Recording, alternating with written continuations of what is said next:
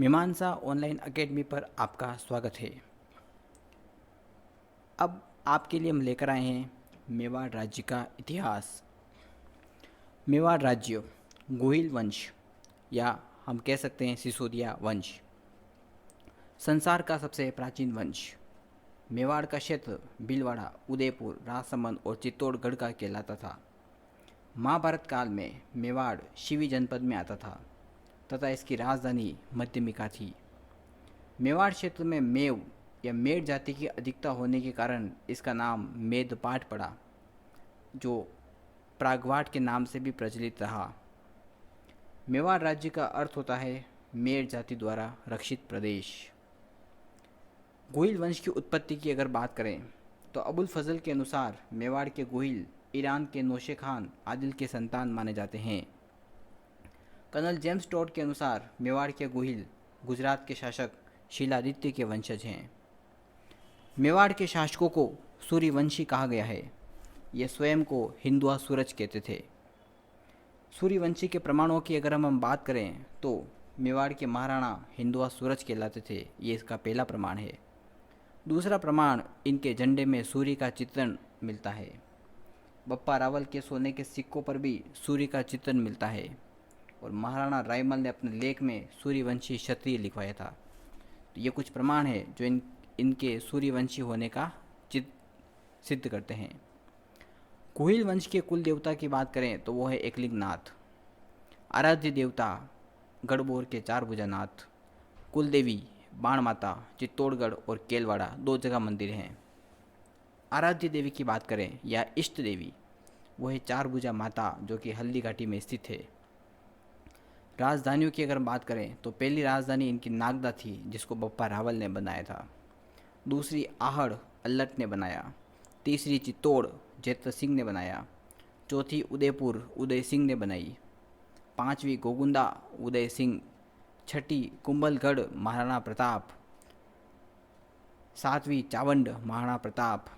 आठवीं चित्तौड़ महाराणा अमर सिंह और 9वीं उदयपुर महाराणा भीम सिंह। सबसे पहले शासक की हम बात करने वाले हैं अब राजा गोहिल, गोहिलोत या गोहदत्त के नाम से जिसको हम जानते हैं। गोहिल वंश का संस्थापक, मूल पुरुष और आदि पुरुष राजा गोहिल को ही कहा जाता है। इन्होंने 566 में गोहिल वंश की स्थापना की थी। इनकी माता का नाम था पुष्पावती जो कि आबू की परमार राजकुमारी थी और इनके पिता का नाम था शीलादित्य जो वल्लभी नगर के शासक थे और इनका लालन पालन वीरनगर की कमलावती नामक एक ब्राह्मणी ने किया था। राजा गोहिल के बाद अनेक शासक हुए जैसे राजा भोज, राजा नागादित्य, महेंद्र प्रथम, अपराजित, शीलादित्य, महेंद्र द्वितीय। महेंद्र द्वितीय ने भीलों से कर लेना प्रारंभ किया और उन पर अत्याचार किए जिस कारण भीलों ने इनकी हत्या कर दी। इसके बाद मेवाड़ के प्रसिद्ध शासक बनते हैं काल भोज, जिसे हम बप्पा रावल के नाम से भी जानते हैं।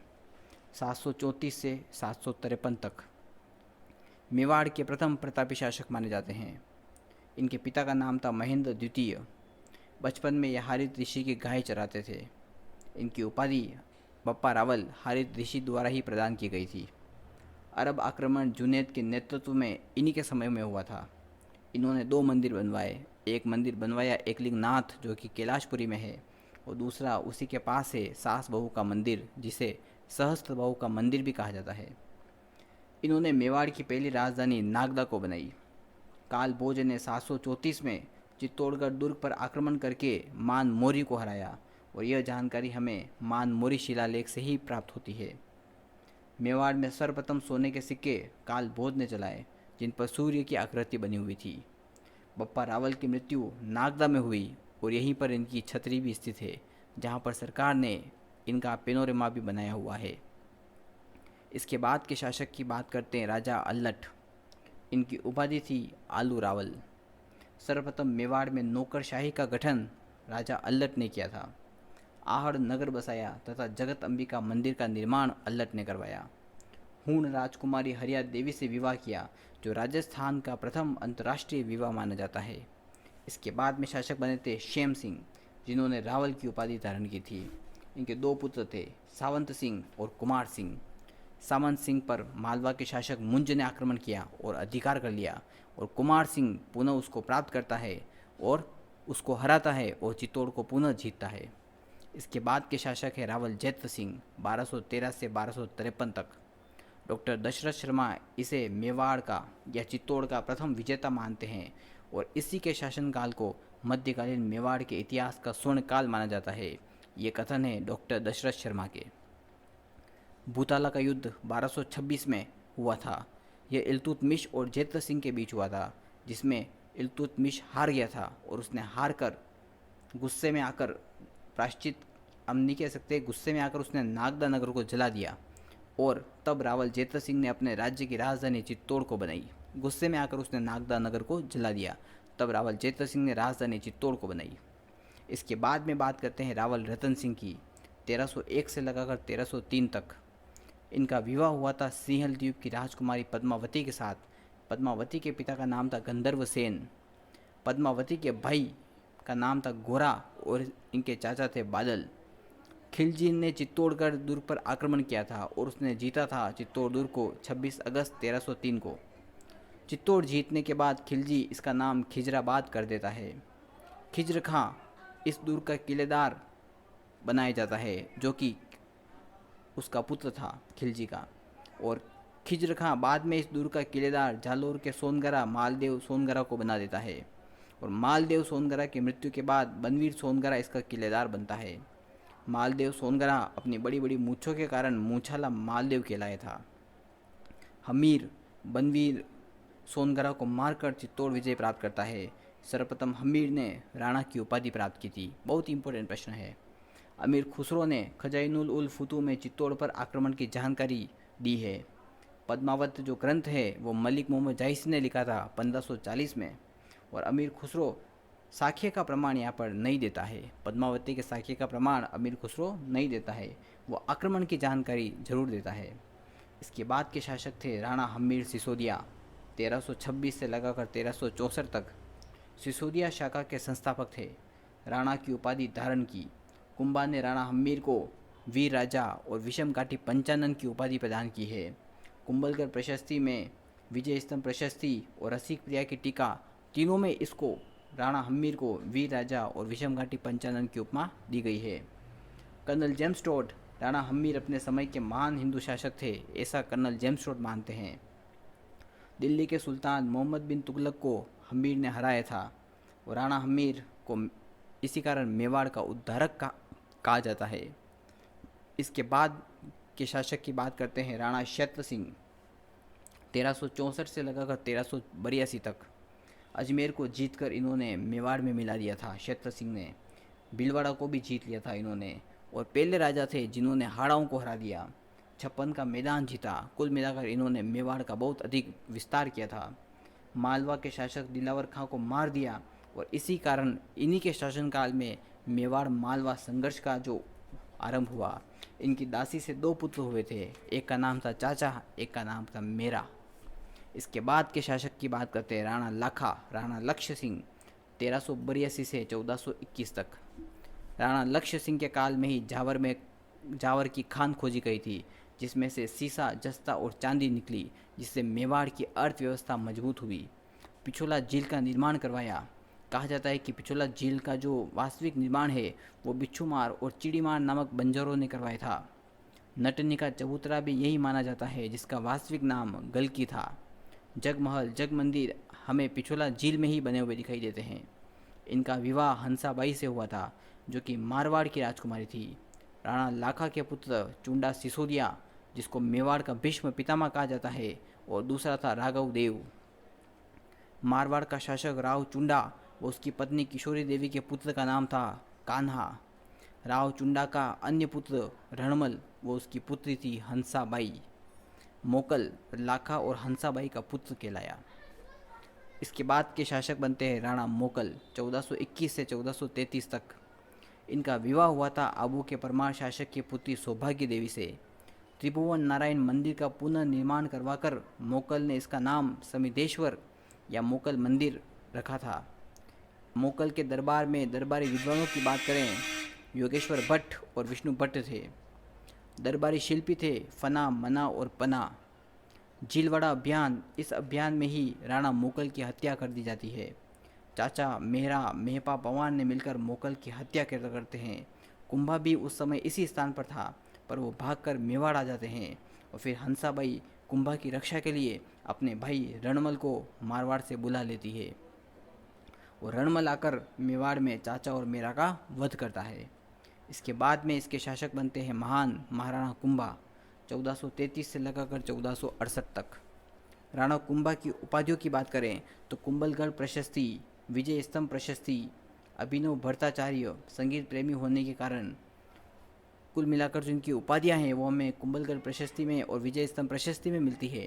अभिनव भट्टाचार्य कहा गया, हिंदू सुल्तान कहा गया, हाल गुरु कहा गया, राणो रासो कहा गया, टोडरमल छाप गुरु, महाराजा अधिराज राजगुरु, परम गुरु, दान गुरु, महाराजा शैल गुरु, ये सभी उपाधियाँ महाराणा कुंभा को प्रदान की गई। इनका आरंभिक जीवन राणा मोकल और सौभाग्य देवी के पुत्र के रूप में हुआ था और इनका संरक्षण राव रणमल ने किया था। राव रणमल ने राघव देव की हत्या करवा दी। राणा कुंभा और चुंडा सिसोदिया मिलकर राणा रणमल की हत्या की योजना बनाते हैं, जिसमें उनका साथ दासी भारमली देती है। राव जोधा अपने पिता रणमल की हत्या की खबर सुनकर भाग जाता है। चुंडा सिसोदिया उसका पीछा करके मंडो दुर्ग जीत लेता है।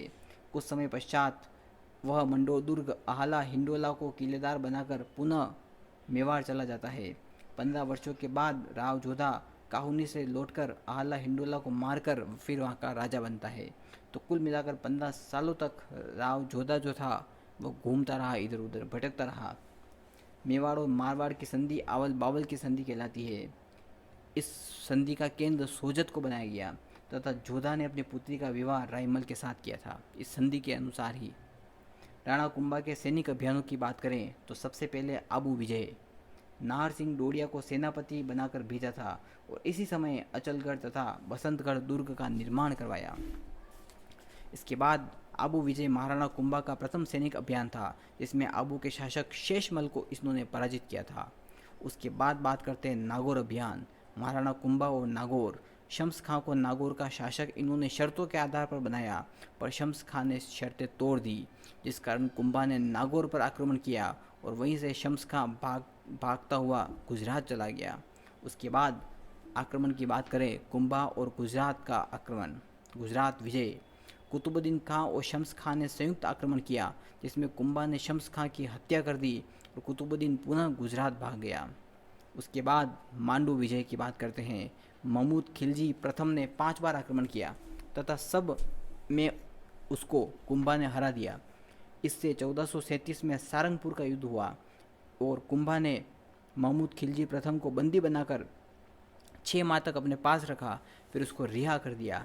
इस विजय की स्मृति में ही राणा कुंभा ने विजय स्तंभ का निर्माण करवाया था।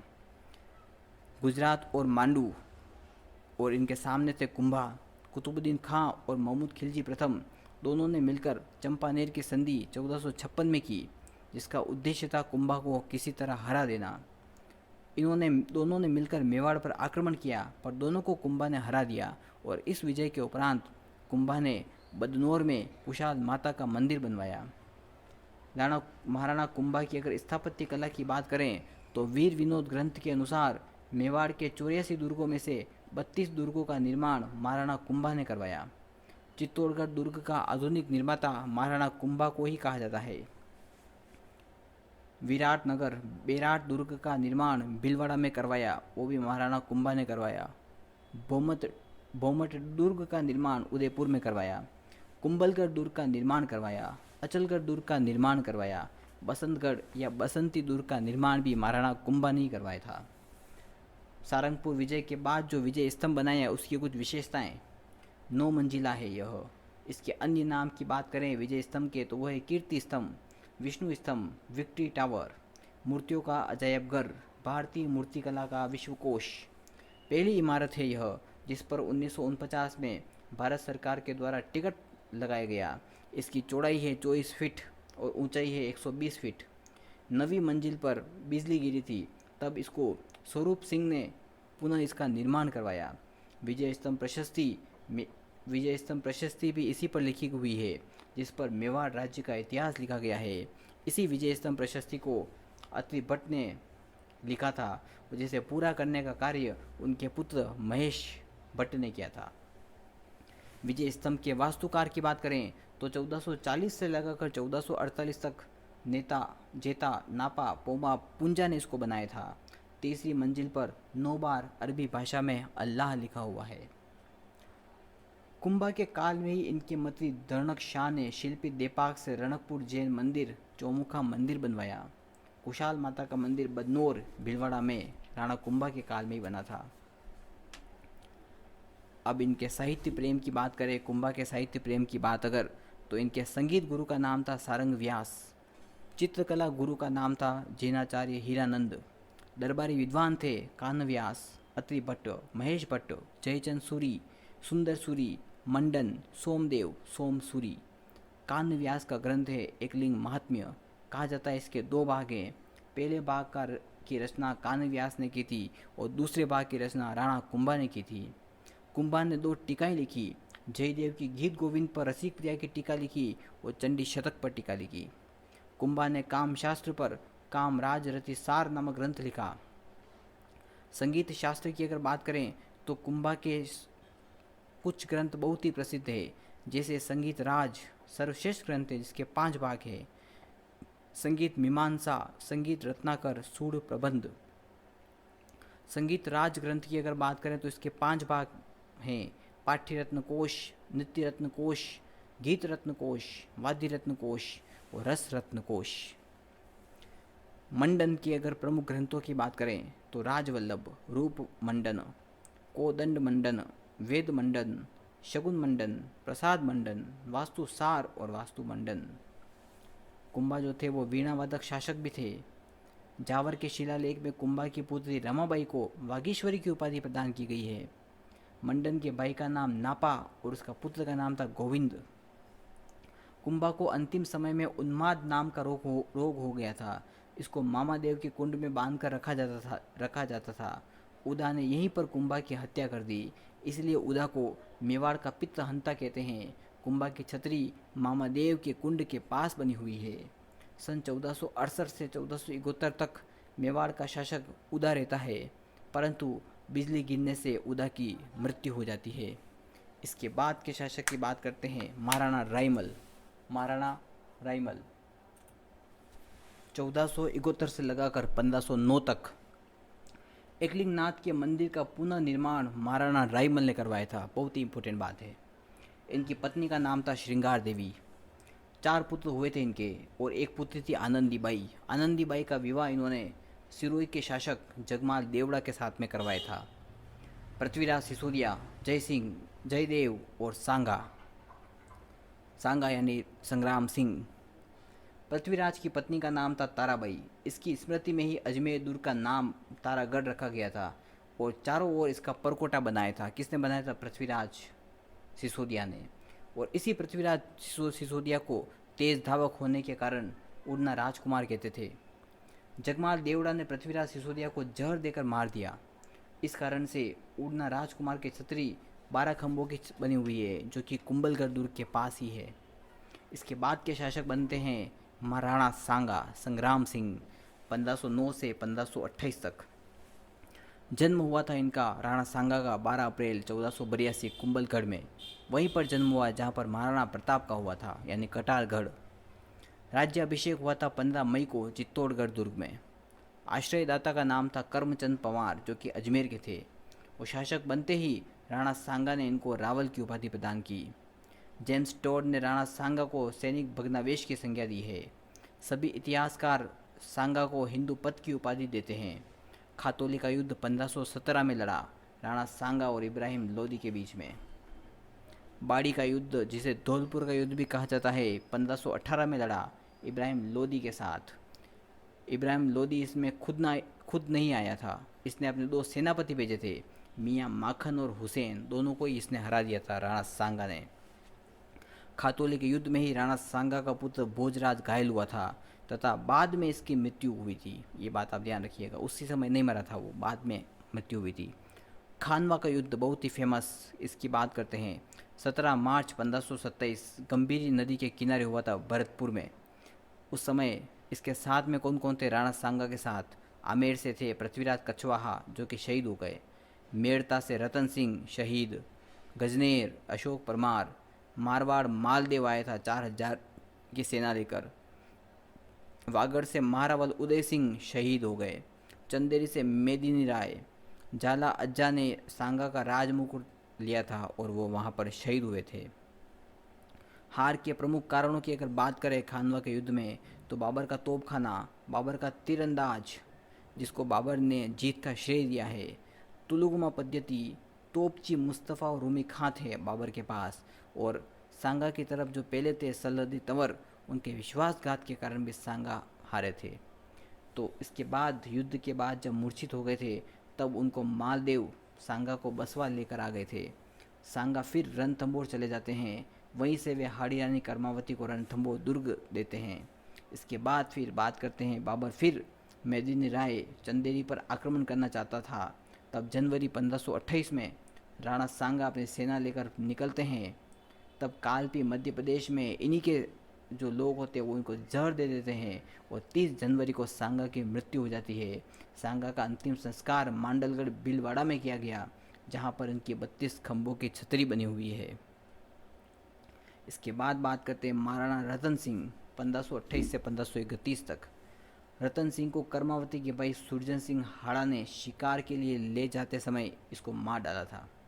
इसके बाद बात करते हैं महाराणा विक्रमादित्य 1531 से 1536 तक। अल्पायु में ही ये मेवाड़ के शासक बनते हैं तथा हाड़ी रानी कर्मावती इनकी संरक्षिका बनती है। यह एक अयोग्य शासक थे। मेवाड़ पर आक्रमण हुआ था। गुजरात के बहादुर शाह ने 2 आक्रमण किए थे। प्रथम किया था 1533 में, तब कर्मावती ने बहादुर शाह को रणथंभौर का दुर्ग देकर वापस भेज दिया, और द्वितीय हुआ था 1534 में।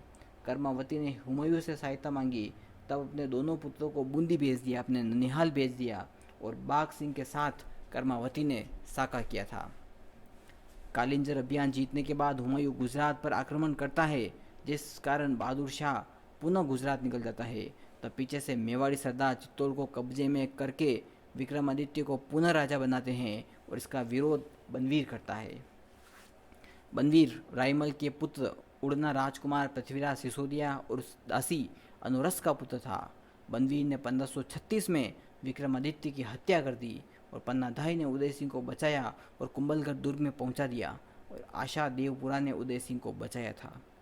इसके बाद में राजा बनते हैं महाराणा उदय सिंह 1537 से लगाकर 1572 तक। 1537 में बनवीर को मारा था इन्होंने। कुंभलगढ़ में विधिवत राज्याभिषेक 1537 में करवाया तथा प्रथम 1536 में कुंभलगढ़ दुर्ग में करवाया था। यह बात ध्यान रखिएगा आप, कुंभलगढ़ में पहले हुआ था, उसके बाद में कुंभलगढ़ में ही करवाया था। कुंभलगढ़ में विधिवत राज्याभिषेक 1537 में करवाया, और प्रथम जो था वो भी कुंभलगढ़ में हुआ था 1536 में। राव मालदेव ने उदय सिंह की सहायता की थी मेवाड़ को प्राप्त करने में। शेरशाह सूरी ने मारवाड़ जीतने के बाद मेवाड़ जीतने की योजना बनाई। तब कर्नल जेम्स टोड लिखते हैं कि उदय सिंह ने मेवाड़ के सभी दुर्गों की चाबियां शेरशाह सूरी के पास भिजवा दी और शेरशाह सूरी की अधीनता स्वीकार कर ली। उदय सिंह ने 1559 में उदयपुर नगर बसाया तथा उदय सागर झील का निर्माण करवाया। चंद्रमहल सिटी पैलेस की नींव रखकर उसको अपनी राजधानी बनाया। अकबर का आक्रमण 1567 में हुआ और उसने जीत प्राप्त की थी 1568 में। मेवाड़ के महाराणा उदय सिंह जयमल मेड़तिया कल्लाजी राठौड़ गुजरात के बाज बहादुर को शरण देते हैं, जिस कारण अकबर उन पर आक्रमण करता है। आक्रमण से पहले उदय सिंह चित्तौड़ किले की जिम्मेदारी जयमल मेड़तिया, कल्लाजी राठौड़, फत्ता सिसोदिया और बाज बहादुर को सौंपकर पहाड़ों में चले जाते हैं। अकबर ने महाराणा उदय सिंह को पकड़ने के लिए हसन कुली खां बेग को भेजा था। अकबर के साथ भगवंत दास भी युद्ध में आया था। चित्तौड़गढ़ दुर्ग की दीवारों को तोड़ने के लिए 2 सुरंगें बनवाई गई। भगवंत दास की सलाह पर दुर्ग के बाहर एक बड़ा सा चबूतरा बनवाया गया। अकबर ने चबूतरे पर बैठकर जयमल मेड़तिया के पैर पर गोली मारी और कुछ दिन बाद फिर जोर हुआ। फत्ता सिसोदिया की पत्नी फूल कंवर के नेतृत्व में जोर हुआ। भगवंत दास की सलाह पर कत्लेआम का आदेश अकबर ने दिया था, जिसमें 30,000 निहत्थे लोग मारे गए थे। आगरा के द्वार पर उसके बाद अकबर ने गजारूढ़ मूर्तियाँ जयमल मेड़तिया और फत्ता सिसोदिया की लगवई। आक्रमण के बाद उदय सिंह आते हैं और गोगुंदा को अपनी नई राजधानी बनाते हैं और यहीं उदय सिंह का देहांत 28 फरवरी 1572 को हो जाता है। इसके बाद राजा बनते हैं महाराणा प्रताप 1572 से 1597 तक।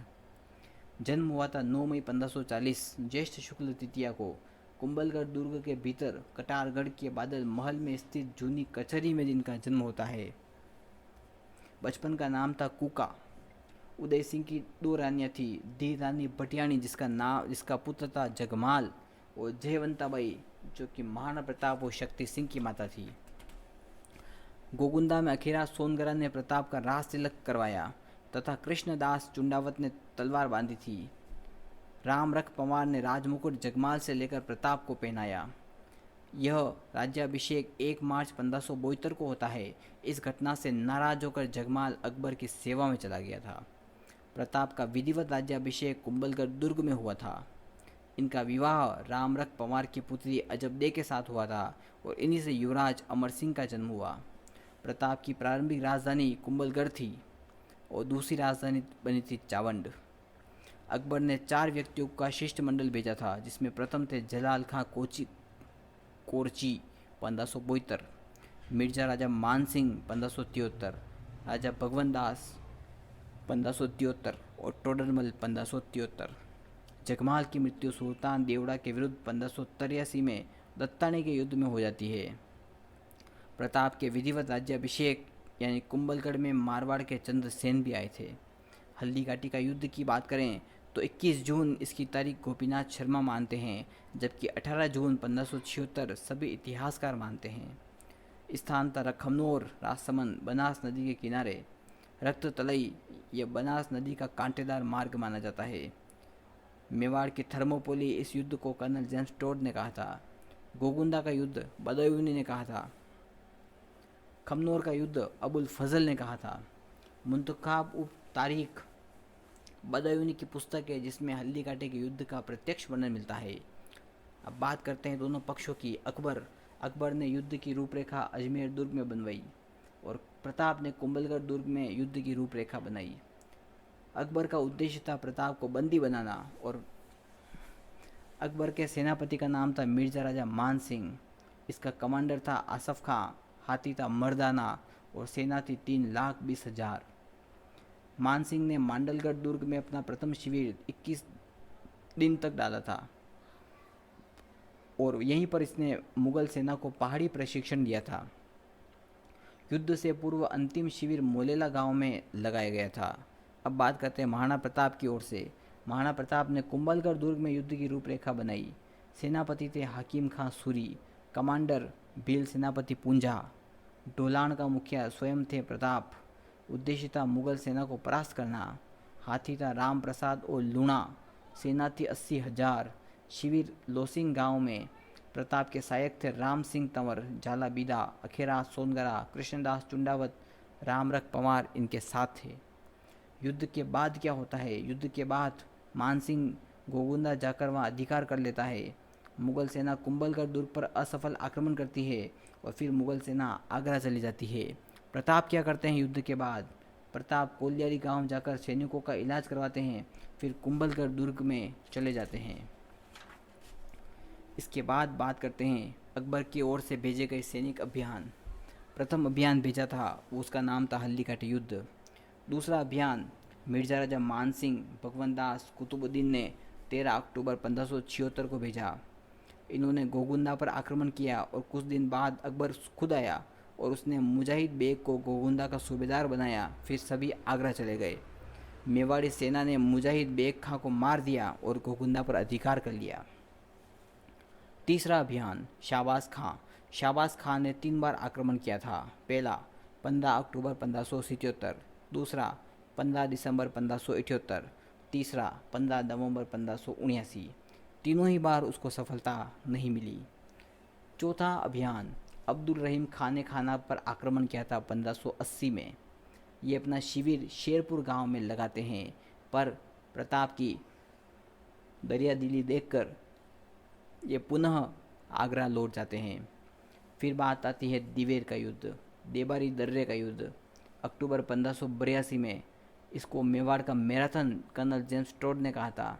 सुल्तान शेरिया खां को अमर सिंह ने मारा, इसी दिन विजयादशमी थी। कर्नल जेम्स टोड ने इस विजय को महाराणा प्रताप के गौरव का प्रतीक कहा है। इस युद्ध का वर्णन अमरकोश महाकाव्य में भी मिलता है। पांचवा और अंतिम अभियान जगन्नाथ कछवाहा का 5 दिसंबर 1584 अकबर की ओर से भेजा गया यह अंतिम सैन्य अभियान था, पर इसी अभियान में जगन्नाथ कछवाहा की मांडलगढ़ में मृत्यु हो जाती है, जहां पर इनकी 32 खंभों की छतरी बनी हुई है। आगे बात करते हैं कि महाराणा प्रताप ने लुंडा चावड़िया को मारकर चावंड बसाया। यही प्रताप के महल निर्मित है। इसको 1585 में राजधानी बनाया, जो 1615 तक इनकी राजधानी बनी रही। महाराणा प्रताप की छतरी बाडोली गांव उदयपुर में है। 8 खंभों की छतरी है जो केजड़ बांध में डूब गई है। इसका निर्माण बामा शाह ने करवाया था। इनके दरबारी की बात करें, महाराणा प्रताप के दरबारी भामा शाह जो कि पाली के निवासी थे, रामोजी को हटाकर भामा शाह को प्रताप ने अपना दीवान बनाया था। मेवाड़ का भामा शाह, मेवाड़ का कर्ण भामा शाह को कहा जाता है। राजस्थान में भामा शाह की हवेली चित्तौड़गढ़ दुर्ग में है। चक्रपाणी मिश्र प्रताप के दरबारी कवि थे, जिन्होंने विश्व वल्लभ, मुहूर्तमाला, राज्याभिषेक पद्धति जैसे ग्रंथ लिखे। जैन मुनि हेमरतन सूरी ने गोरा बादल पद्मिनी चौपाई नामक ग्रंथ लिखा, और माला सांधु जो कि प्रताप के दरबारी संगीतज्ञ थे, इन्होंने झूलना नामक संगीत का ग्रंथ लिखा। नेक्स्ट हम बात करते हैं आगे 1597 से 1620 महाराणा अमर सिंह प्रथम का जन्म होता है मचीन के महलों में। राज्याभिषेक चावंड में। 2 मुगल शासकों का कार्यकाल देखा था, अकबर और जहांगीर का। अमर सिंह प्रथम ने हरिदास झाला के नेतृत्व में एक अलग सैन्य विभाग बनाया था। जहांगीर का मुगल दरबार अजमेर में 1613 से 1616 तक लगा। इसने अपने पुत्र खुर्रम को मेवाड़ पर आक्रमण करने के लिए भेजा। मुगल मेवाड़ संधि 5 फरवरी 1615 को हुई अमर सिंह प्रथम और जहांगीर के मध्य, जिसमें शर्त थी कि मुगल दरबार में मेवाड़ के महाराणा उपस्थित नहीं होगा, अपितु युवराज उपस्थित होगा। मेवाड़ के शासक मुगलों से वैवाहिक संबंधों के लिए बाध्य नहीं होंगे। चित्तौड़ किले का पुनर्निर्माण नहीं होगा। चित्तौड़ दुर्ग मेवाड़ को वापस मिलेगा। युवराज को 5000 का मनसब दिया जाएगा। युवराज कर्ण सिंह जहांगीर से अजमेर में मिले थे। सन 1615 में चित्तौड़ दुर्ग पुनः मेवाड़ की राजधानी बना। अमर सिंह प्रथम ने संधि से दुखी होकर गंगोद्भव आहड़ उदयपुर चले गए। यहीं इनकी मृत्यु हुई और प्रथम छतरी अमर सिंह प्रथम की यहीं पर बनी हुई है। इस स्थान को मां सत्या के नाम से जाना जाता है और यही मेवाड़ के शाही वंश का शाही शमशान स्थल भी माना जाता है। यहाँ पर दूसरी छतरी कर्ण सिंह की बनी हुई है। इसके बाद जो राणा बनते हैं वो है महाराणा कर्ण सिंह 1620 से 1628। राज्याभिषेक हुआ था 1620 में चित्तौड़गढ़ दुर्ग में। मुगल दरबार में उपस्थित होने वाले ये प्रथम युवराज थे। पिछोला झील में जग मंदिर का निर्माण कार्य इन्होंने ही आरंभ करवाया था। खुर्रम का विद्रोह इन्हीं के काल में हुआ था और कर्ण सिंह ने ही खुर्रम को जग मंदिर में शरण दी थी 1622 में, और इस शरण के दौरान दोनों ने पगड़ियों की अदला बदली की थी, जो कि वर्तमान में भी सुरक्षित है। इसके बाद में राजा बनते हैं महाराणा जगत सिंह प्रथम 1628 से 1652 तक। मुगल बादशाह शाहजहां का कार्यकाल देखा था इन्होंने। जग मंदिर का निर्माण कार्य इन्होंने पूर्ण करवाया। दान, वीरता और वाकपटुता के लिए बहुत प्रसिद्ध थे। इनके दरबार में कृष्ण भट्ट तेलंग रहते थे। जगदीश मंदिर, जगन्नाथ राय मंदिर, सपनों से बना मंदिर का निर्माण इन्होंने ही करवाया था, एक ही नाम है। जगदीश मंदिर भगवान विष्णु का है। इस मंदिर में जगन्नाथ राय प्रशस्ति है, जिसके लेखक कृष्ण भट्ट हैं।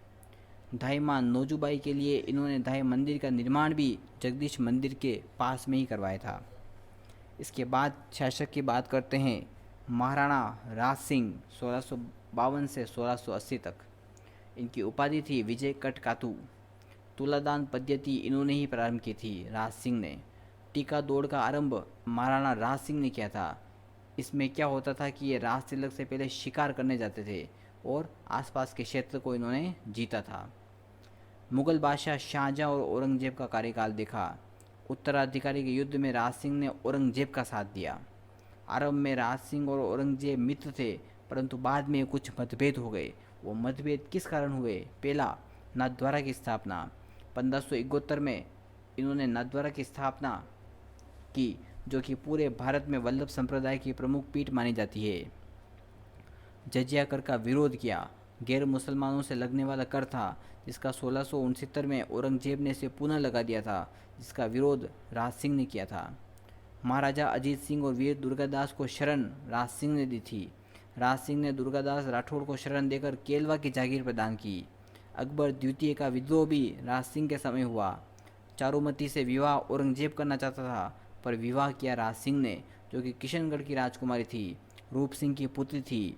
रतन सिंह चुंडावत को औरंगजेब से युद्ध करने के लिए महाराणा राज सिंह ने भेजा। इसमें सहल कंवर ने अपना बलिदान दिया था। सेनानी कविता मेघराज मुकुल। औरंगजेब ने 1679 में मेवाड़ पर आक्रमण कर दिया। तब जगदीश मंदिर को तुड़वा दिया औरंगजेब ने और राज सिंह पहाड़ों में चले गए, पर इन्होंने भी अधीनता स्वीकार नहीं की। औरंगजेब ने राज सिंह का पीछा करने के लिए हुसैन अली खां को भेजा, पर उसे सफलता नहीं मिली और राज सिंह का देहांत 1680 में हुआ। स्थापत्य कला में योगदान की अगर बात करें राज सिंह के, तो श्रीनाथ द्वारकाधीश का मंदिर बनवाया। राजसमंद राजनगर कहते हैं जिसको, कस्बा बसाया। राजसमंद झील का निर्माण गोमती नदी रोक कर करवाया। बोहरा गणेश मंदिर बनवाया। अंबिका माता का मंदिर बनवाया। पत्नी राम रसदे ने उदयपुर में त्रिमुखी बावड़ी का निर्माण करवाया। सर्व ऋतु महल का निर्माण उदयपुर में करवाया। देबारी घाटी के किले का निर्माण महाराणा राज सिंह ने करवाया। राज सिंह कुंभलगढ़ जा रहे थे और वहीं पर ओड़ी गांव, जो कि राजसमंद में है, भाई किसी ने इनको भोजन में विष दे दिया, जिस कारण इनका देहांत हो चुका था 1680 में। इसके बाद शासक बनते हैं महाराणा जय सिंह 1680 से 1698 तक। औरंगजेब का कार्यकाल इन्होंने देखा। जय सिंह ने सन 1680 से जून 1681 तक मुगलों से संघर्ष किया, और बाद में औरंगजेब ने शहजादे मुअज्जम के नेतृत्व में मेवाड़ पर आक्रमण करने के लिए भारी सेना भेजी, जिस कारण से जय सिंह ने अंततः मुगलों की संधि की, जिसे द्वितीय मुगल मेवाड़ संधि कहा जाता है। 24 जून 1681 जय सिंह व मुअज्जम के मध्य। इसमें शर्तें थी कि मेवाड़ से मुगलों की सेना हटा ली जाए, चित्तौड़गढ़ दुर्ग का पुनर्निर्माण नहीं होगा, मेवाड़ राज्य को जजिया कर से मुक्त किया जाए तथा जजिया के बदले मुगलों को मांडलगढ़ दुर्ग दिया गया। मेवाड़ राज्य मारवाड़ के राठौड़ों की मदद नहीं करेगा, ये औरंगजेब ने भी शर्त रखवाई। जय सिंह ने 1687 में गोमती, रूपारेल, जामरी, बघार आदि नदियों को मिलाकर डेबर नामक स्थान पर डेबर यानी जयसमंद झील का निर्माण करवाया। यह भारत ही नहीं वरन एशिया की दूसरी सबसे बड़ी मीठे पानी की झील है। इस झील में कुल 7 टापू हैं, जिन पर भील व मीणा जनजाति के लोग रहते हैं। सबसे बड़े टापू का नाम है बाबा का भागड़ा और सबसे छोटा है वो उसका नाम है प्यारी। उसके बाद में राजा बने थे महाराणा अमर सिंह सेकंड 1698 से 1710 तक। औरंगजेब और बहादुर शाह प्रथम का कार्यकाल देखा। इन्हीं के समय देबारी समझौता हुआ था 1708 में, और इसी देबारी समझौते में सारे राजपूत शासक मुगलों की अधीनता से स्वतंत्र हो चुके थे। इसके बाद में शासक बनते हैं महाराणा संग्राम सिंह 1710 से 1734। हुरडा सम्मेलन की अध्यक्षता करने से पूर्व ही महाराणा संग्राम सिंह का देहांत हो गया। सहेलियों की बाड़ी का निर्माण, जिसमें फतेह सागर झील का पानी आता है, का निर्माण महाराणा संग्राम सिंह ने करवाया था। कर्नल जेम्स टोड ने संग्राम सिंह सेकंड के बारे में लिखा है कि बप्पा रावल की गद्दी का गौरव बनाए रखने वाला ये अंतिम शासक था। वीर दुर्गादास राठौड़ को विजयपुर और रामपुरा की जागीरें भेंट की और वैद्यनाथ मंदिर का निर्माण करवाया, जो कि सिसारमा गांव में स्थित है। इसके बाद शासक बनते हैं महाराणा जगत सिंह सेकंड 1734 से 1751 तक। 17 जुलाई 1734 को हुरडा सम्मेलन की अध्यक्षता फिर इन्होंने की। मेवाड़ में मराठों का आक्रमण प्रथम बार महाराणा जगत सिंह सेकंड के समय हुआ। माधो सिंह प्रथम का साथ दिया और ईश्वरी सिंह को राजमहल के युद्ध में, जो कि 1748 में हुआ था, उसमें हरा दिया। कर्नल जेम्स टोड ने इनके बारे में लिखा है कि ये मेवाड़ के अयोग्य शासक थे। पिछोला झील में जगमहल का निर्माण इन्होंने ही करवाया। इनके दरबारी कवि का नाम था नेकराम, जिसने जगविलास नामक ग्रंथ लिखा। इसके बाद 1751 से 1778 तक मेवाड़ में 3 शासक बने, महाराणा राज सिंह सेकंड, महाराणा अरी सिंह और महाराणा हमीद द्वितीय। इसके बाद बनते हैं महाराणा भीम सिंह 1778 से 1828 तक। इन्हीं के समय कृष्णा कुमारी विवाद हुआ था। मेवाड़ के भीम सिंह, जयपुर के सवाई जगत सिंह सेकंड और मारवाड़ के महाराणा भीम सिंह या महाराजा मानसिंह के साथ गिंगोली का युद्ध हुआ था 1807 में, जो कि पर्वतसर नागौर में है। महाराणा भीम सिंह ने अमीर खां पिंडारी के सलाह पर अजीत सिंह चुंडावत के हाथों कृष्णा कुमारी को जहर दिलवा दिया। ईस्ट इंडिया कंपनी के साथ में संधि इन्होंने ही की थी। प्रथम मेवाड़ शासक महाराणा भीम सिंह थे, जिन्होंने अंग्रेजों से सहायक संधि की थी 1818 में, और किसकी सलाह पर की थी? कर्नल जेम्स टोड की सलाह पर की थी। कर्नल जेम्स टोड मेवाड़ में सर्वप्रथम 1806 में मांडलगढ़ भीलवाड़ा में आया था। यह हाड़ौती वो मेवाड़ के पीए बनकर आए थे, और मेवाड़ के महाराणा भीम सिंह के शासन में ही कर्नल जेम्स टोड ने 2 किलों का निर्माण करवाया। टोडगढ़ दुर्ग, जो कि बोरसवाड़ा ब्यावर में है, और भीमगढ़ दुर्ग। दोनों दुर्गों का सारा खर्चा भीम सिंह ने दिया था। इसके बाद में शासक बनते हैं महाराणा जवान सिंह 1828 से 1838 तक। छोटी उम्र में ही इनका देहांत हो चुका था। इसके बाद में शासक बनते हैं महाराणा सरदार सिंह 1838 से 1842 तक। मेवाड़ भील कोर नामक सैनिक टुकड़ी का गठन किया था। इसके बाद में शासक बनते हैं महाराणा स्वरूप सिंह 1842 से 1861 तक।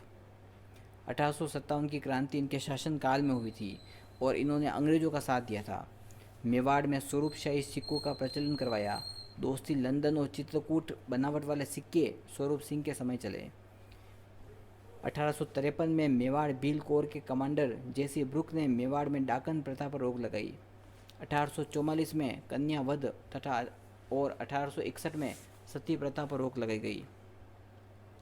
स्वरूप सिंह के साथ 1861 में पासवान एंजाबाई सती हुई, जो मेवाड़ में सती होने की अंतिम घटना थी। इसके बाद शासक बनते हैं महाराणा शंभू सिंह 1861 से 1872 तक। मेवाड़ के प्रथम शासक थे जिनके साथ कोई महिला सती नहीं हुई। शंभू पलटन नाम से एक नई सेना का गठन किया। कवि राजा श्यामल दास दद्दीवाड़िया ने वीर विनोद नामक ग्रंथ लिखा, जो शंभू सिंह ने लिखवाना आरंभ करवाया, जो सज्जन सिंह के काल में पूरा हुआ, और इनको कवि राजा की उपाधि सज्जन सिंह ने दी थी। फिर बात करते हैं महाराणा सज्जन सिंह की 1874 से 1884 तक। ये बागू और भीलवाड़ा से गोद आए थे। कौन? सज्जन सिंह। 1881 में सर्वप्रथम मेवाड़ में जनसंख्या की गणना हुई थी। लॉर्ड रिपन ने उदयपुर में आकर सज्जन सिंह को grand commander of star of India का खिताब दिया था। बांसदरा पहाड़ी पर सज्जनगढ़ दुर्ग, जिसको वाणी विलास, मुकुटमणि, मानसून पैलेस भी कहते हैं, का निर्माण करवाया। मेवाड़ के 3 महाराणा बागू और भीलवाड़ा से गोद आए थे, स्वरूप सिंह, सज्जन सिंह और फतेह सिंह। दयानंद सरस्वती इन्हीं के काल में उदयपुर आए थे, महाराणा सज्जन सिंह के काल में, और वो भी 2 बार आए थे। भारतेंदु हरिश्चंद्र भी सज्जन सिंह के काल में उदयपुर आए थे। प्रिंटिंग प्रेस की स्थापना सज्जन मंत्रालय के नाम से की थी, और इसी से सज्जन कीर्ति सुधाकर साप्ताहिक पत्रिका का प्रकाशन होता था। सज्जन निवास उद्यान का निर्माण उदयपुर में सज्जन सिंह ने करवाया। इसके बाद में राणा बनते हैं महाराणा फतेह सिंह 1884 से 1930 तक। राज्याभिषेक हुआ था 23 जनवरी 1885 में। नवचौकी महल, जो कि सिटी पैलेस में है। माइंस नामक अंग्रेज अधिकारी इनके बारे में लिखता है कि भारत में कहीं अगर स्वतंत्रता का विद्रोह फिर से होगा तो इसका आरंभ मेवाड़ से होगा। इनके दीवान थे श्यामजी कृष्ण वर्मा। वैधानिक सलाहकार थे केसरी सिंह बारठ। फतेह सागर झील का निर्माण करवाया, जिसकी नींव ड्यूक ऑफ कन्नौज द्वारा रखी गई थी। सन 1885 में भारत के तत्कालीन वायसराय व governor general Lord Dufferin Udaipur की यात्रा पर आए थे। फतेह सिंह के काल में 2 बार दिल्ली दरबार का आयोजन हुआ था। प्रथम 1903 में लॉर्ड कर्जन के समय, और द्वितीय 1911 में लॉर्ड हॉर्डिंग के समय। 3 के समय और 11 के समय दोनों में ही फतेह सिंह अभिषेक में नहीं गए थे, राज्याभिषेक समारोह में नहीं गए थे। इन दोनों दरबारों में जाने से रोकने वाले व्यक्ति का नाम केसरी सिंह बारठ था। केसरी सिंह बारठ वही थे जिन्होंने डिंगल भाषा में 13 सोटे लिखे, जिन्हें चेतावनी चूंटिया कहा गया। 1919 में लॉर्ड मिंटो ने उदयपुर की यात्रा की, तथा उदयपुर में मिंटो दरबार हॉल का निर्माण महाराणा फतेह सिंह ने करवाया। मेवाड़ लॉयर्स नामक नई सेना का गठन फतेह सिंह ने किया। मेवाड़ के प्रथम शासक थे जिन्होंने एक ही विवाह किया था, उसका नाम था फतेह सिंह। महाराणा भोपाल सिंह 1930 से 1948 तक मेवाड़ के अंतिम महाराणा भोपाल सिंह थे। इनके समय में राजस्थान का एकीकरण हुआ, संयुक्त राजस्थान का गठन हुआ। 18 अप्रैल 1948 को उदयपुर का गठन हुआ। बिजूलिया किसान आंदोलन का सफल समापन हुआ। बेंगू किसान आंदोलन, मेवाड़ प्रजामंडल की स्थापना इनके प्रमुख घटनाक्रम है। राजस्थान के एकमात्र महाराजा प्रमुख भोपाल सिंह थे और यही सिसोदिया राजवंश के अंतिम शासक थे। जय मेवाड़।